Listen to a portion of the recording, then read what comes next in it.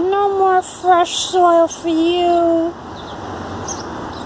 She's mad at me because she's trying to get in. So this over here is the spot that I showed you yesterday where they were digging. I allowed them to go in.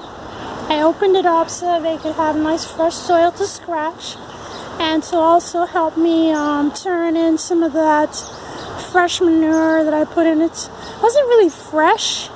It was freshly collected, but the manure in the chicken coop was actually incredibly broken down already. So I would actually call this composted manure. And there's the other chicken. I don't know if you can kind of see the chicken wire. So that's their barrier there. And anyway, so I put in when I went to go clean out the coop yesterday, it was like super caked to the bottom of the floor, to the floor. And what am I trying to say? So the thing about it is that I use the deep litter system with my coop because I'm disabled and it's hard for me to actually hold on. Alright, train's passed. So I'm disabled and it's hard for me to already to do these chores. So I chose the simplest method of being able to maintain the litter in my chicken coop. So anyway, I do deep litter. Most years I had been doing it twice a year in the spring and the fall. But then last year I realized, because I only had 2 chickens left, that the straw in the coop was barely,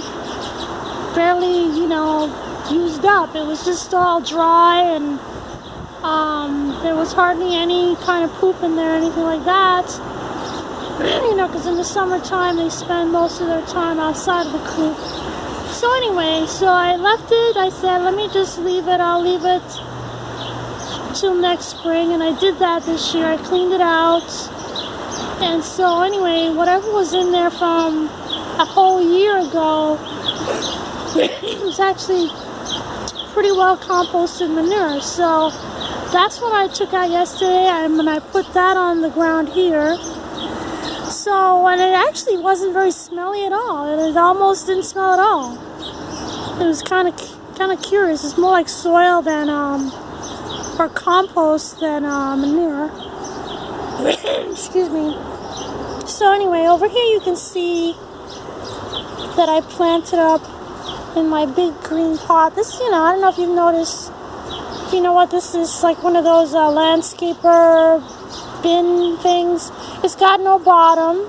The bottom is gone. So I found it in the woods when I was working one day, and I brought it home because I figured it could make a good container, and it does. I may be putting some plants in there. I'm not sure what. Probably kale. Anyway, so yeah, these will be like little nitrogen recovery system, because the manure that I put in there, I actually put the manure on the bottom here, not the bottom, but like 5 inches below, and I put another layer of soil, and then this is just straw that was like in the coop that really wasn't that soiled, so I'm using that as mulch. Excuse me. So in any case, I just planted these up, and I tried to give them a good amount of space. It's about maybe a foot between each one. So that's good. And over here, I'm gonna do basically the same thing. In the meantime, I've been dividing these because you have to be very careful to when you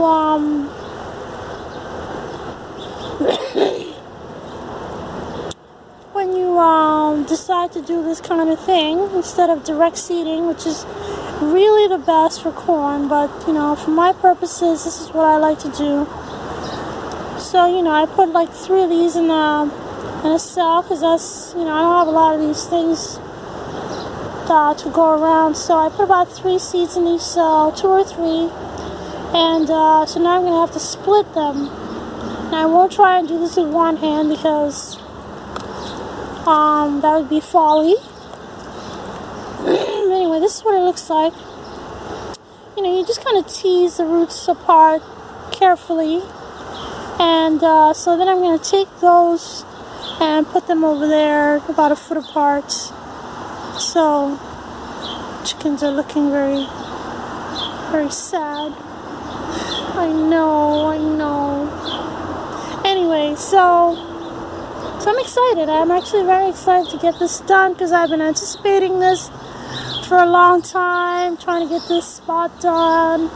And well, I just love country gentleman corn, which is what the variety that I have today. Excuse me, that I'm planting. I've been fighting this frog in my throat for days now. Meanwhile, my peas in this little container are doing fantastic. They're starting to pop up. This is Iona Petit Pois, which are like little tiny peas. Petit meaning small, and pois, peas. So there's some bok choy in there, but I don't think it's gonna make it. It's just a morning glory. To the dismay of people like Babette is in the garden, and the New Orleans gardener. You love your morning glories. I don't despise them, but they're just too much for me. And look at this. This is a black walnut seed that got away from me. Excuse me. I don't know how, because that was actually fresh soil that I put in there. It wasn't fresh, but I put it in fresh. Whatever. These are my little Tulsi seedlings. I have one here in the middle. It looks kind of maybe the top broke off or something. Just trying to re-sprout. So I don't know. We'll see how that does. But these are looking really healthy and strong, aren't they? Meanwhile, my spinach is sort of on the decline. I don't know why. It's been raining really good, and I think I gave these enough fertilizer, but I mean, they're spiking up, they're making seeds, so that's bound to happen. But the cool thing about spinach is that it really doesn't ever get bitter, even with the seeds growing. So I'm probably gonna go ahead and cut these. These are still okay. And maybe cook them tonight, or just cut them and have them in the fridge until I can use them another day. So, but they still look good though. They still look good. What I need to do is excuse me, start a new set from seed. I don't really do very well with spinach in the summer, so that would be a first for me if it actually succeeds, but I'm willing to try. And then the other thing is these amazing dianthus. I've had these for like 3 years now, and this one little flower makes so much perfume.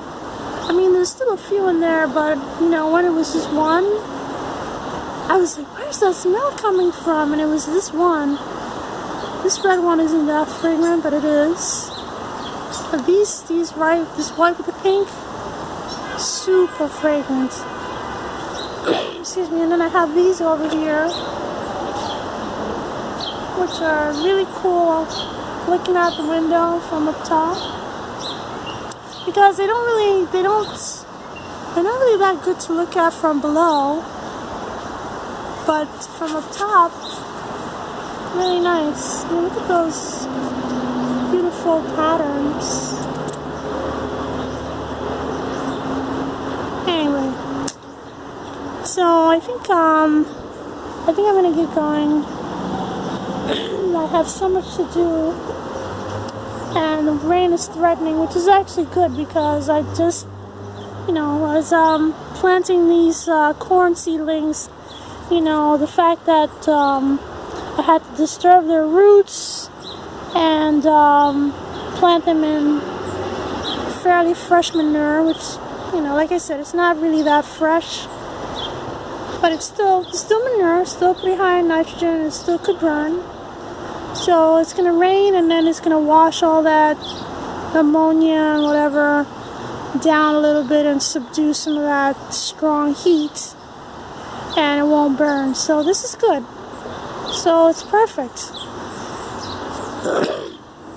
Couldn't have time to better myself. Thank you, Jesus. Alright, so let me get going doing this.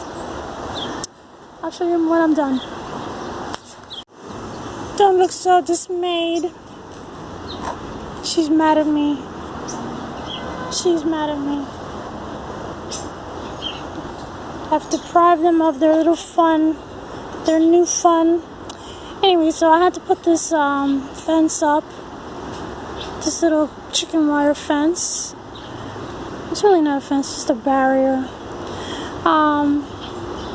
So I kind of had to reduce their little space over there, which is not cool. Anyway, so I'm stepping on these brick stepping stones that I put together. It's just 2 bricks, because I don't want to step on the soil that I took the time to fluff up and everything.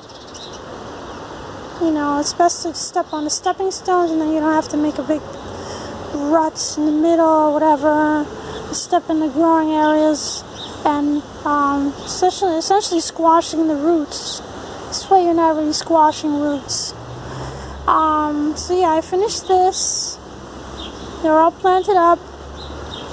This is Country Gentleman, which is an heirloom variety, and I grew it first like several years ago, probably more than a decade, and I didn't like it actually. It was just, at the time I guess I didn't understand the whole thing about heirloom varieties.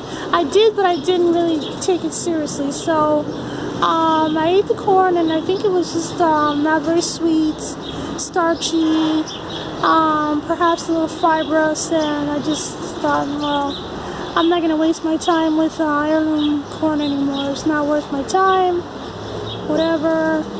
And then I think a couple years ago I found some seed at like a 99-cent store. It was like incredible, such an interesting variety, heirloom seed, 25 cents at the 99-cent store. So I bought it and I grew it and I ate it. I ate it fresh. I think I stood in the corn patch and shucked the corn, and I took a bite fresh, raw, just like that. And it was like the most amazing thing I'd ever put in my mouth.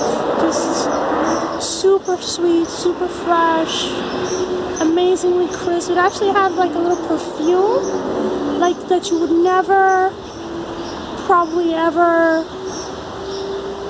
experience unless you're actually standing in the corn patch, eating the corn seconds after you picked it, because that sort of thing, they volatilizes very quickly. So anyway, so I was hooked. I was sold.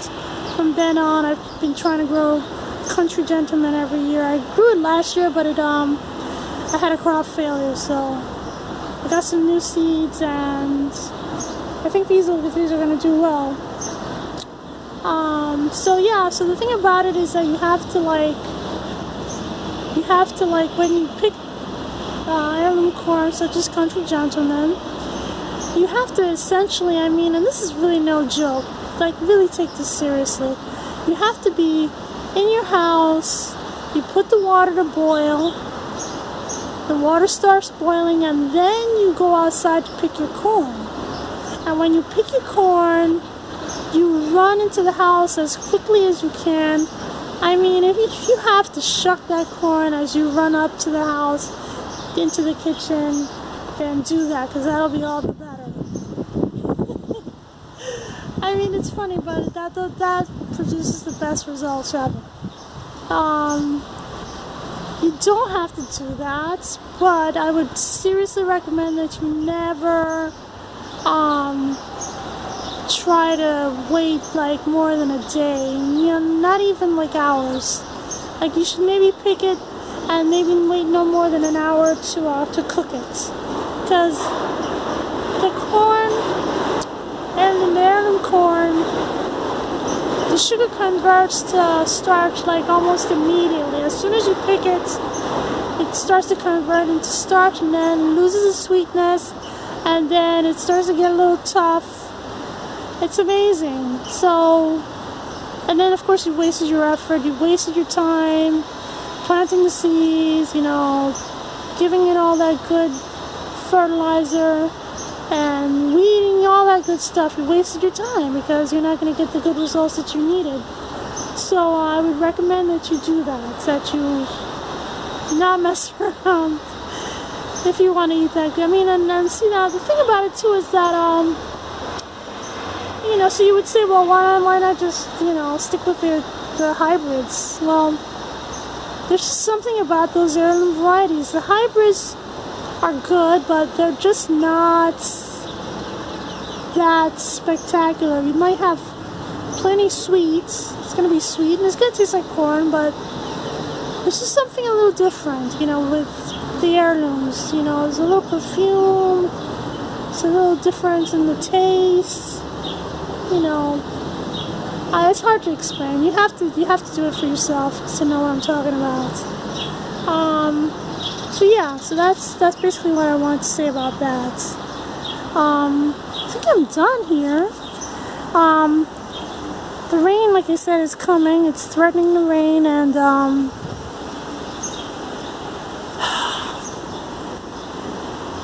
think I'm done. I may do some stuff in the greenhouse. There's some things I gotta do in there. But as for now, I think I'm gonna say goodbye. Thanks for watching.